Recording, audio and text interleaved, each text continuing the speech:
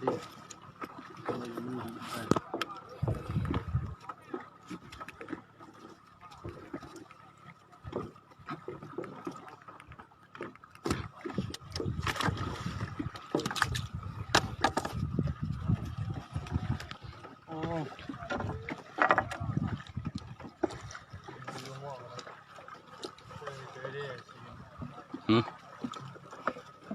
็มากองกันอยู่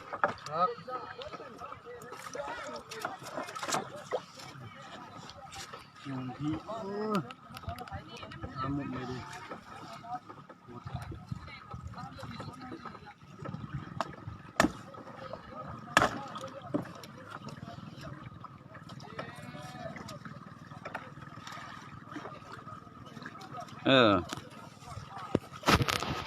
ปลามันตัวเป็นมันอะไรนี่บ่มีอ่ะไม่ใช่ตัวนี้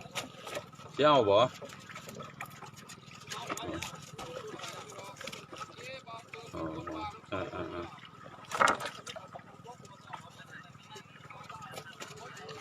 มือกันสิ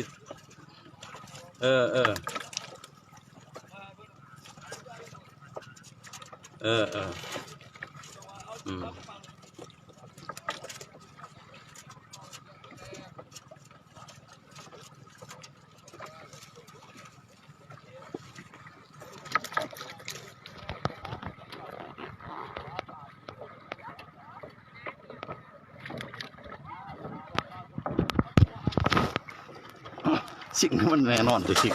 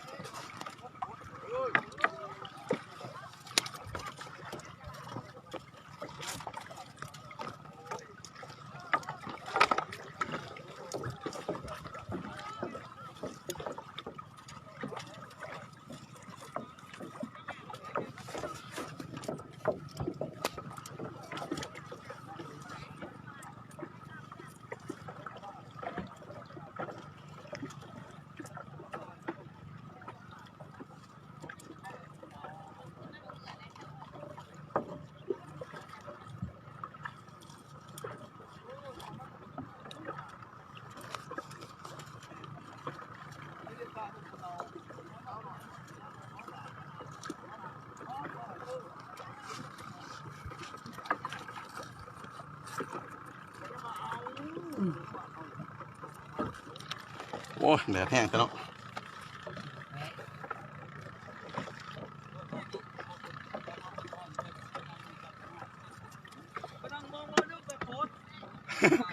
ย่านมองขาด